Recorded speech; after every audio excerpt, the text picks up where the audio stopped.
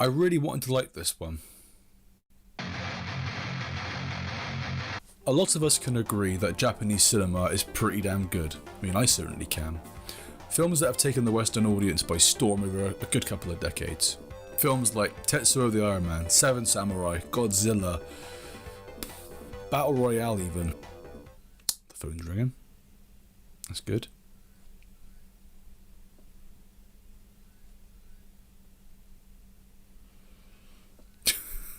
This is going off to a great start. The phone's fucking ringing.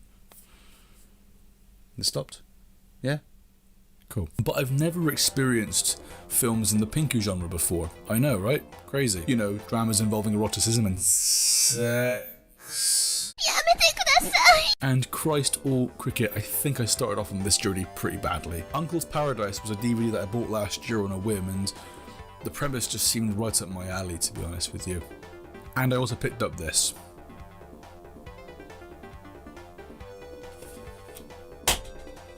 I wasted 10 quid. This is a film that I really wanted to like because it seemed something that I'd be interested in. Let me explain. Haru is a man who lives and works in a small fishing village catching squid, when one day he has an unexpected visit from his uncle Takashi, a sex-obsessed geriatric who spends every waking minute with sex on his mind. When he sleeps, he has horrific hallucinations and nightmares, and the only way around this is by drinking lots and lots of energy drinks or just shagging anything that moves. You know, as you do. Now, like I said before, I really wanted to like this, and just the idea alone just sounded really silly and comedic and, I mean, a bit of a cult film, and it was when it came out. But there's just some things that are holding this film back, and well, that being its story. It goes all over the place, and it doesn't really have an ending, it just ends. That was a shit description, wasn't it? There's times where you think the story is going to go somewhere, you know, there's going to be some resolution to, you know, Uncle Takashi's horrible dilemma. No, it just ends. There is no real sort of closure with the character. He practically just bones a majority. That sounds so terrible, I'm so sorry. He practically just like has sex with the majority of the women in this town and potentially planting a few STDs. He just gets a bus back home with a ghost lady in his head. So yeah, it's got some narrative issues that I'm not really fond of. But what I'm also not fond of is the lack of distinction between what is a nightmare sequence and what isn't. For example, there's one scene where one of the characters in this is covered in black spots and is revealed to have a giant spider that's latched onto his back. Thinking, oh, it's just a, you know, a nightmare sequence, bit of fun, bit of a laugh, you know. And he just falls to the floor and dies. But no, it just cuts to Haru and his girlfriend in mourning as the guy is led in a coffin.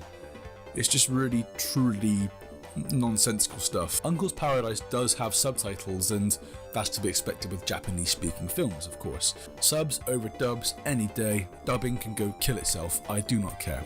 So subtitles, I don't find an issue. Christ almighty, I found an issue with these ones. I know it's a minor complaint, of course, but there are frequent spelling mistakes throughout the film, and it really does bug me. Even on the cover, there's a spelling mistake. It really felt that there was fuck all effort put into actually checking the subtitles and making sure it was spelt correctly and, you know, delivering a professional product. Like, what if you're dyslexic? You know what I mean? I'm not, but you know what I'm saying. If the studio couldn't really, you know, muster a fuck given, then why should I? You know?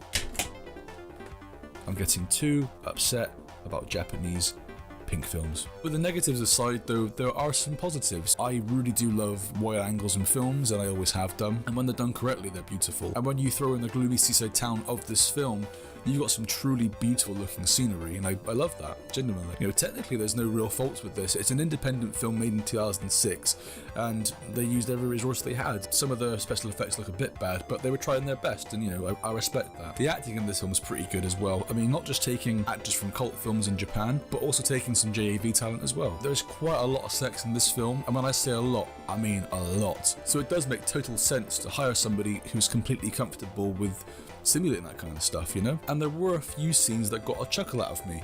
It's the setup, really.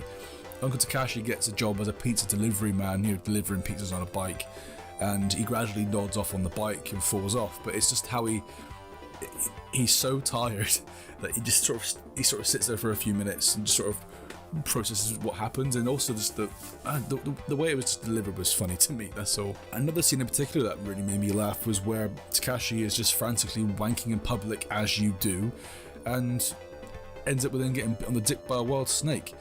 Like, he was so concerned with finishing that he doesn't think to just put it away and walk off.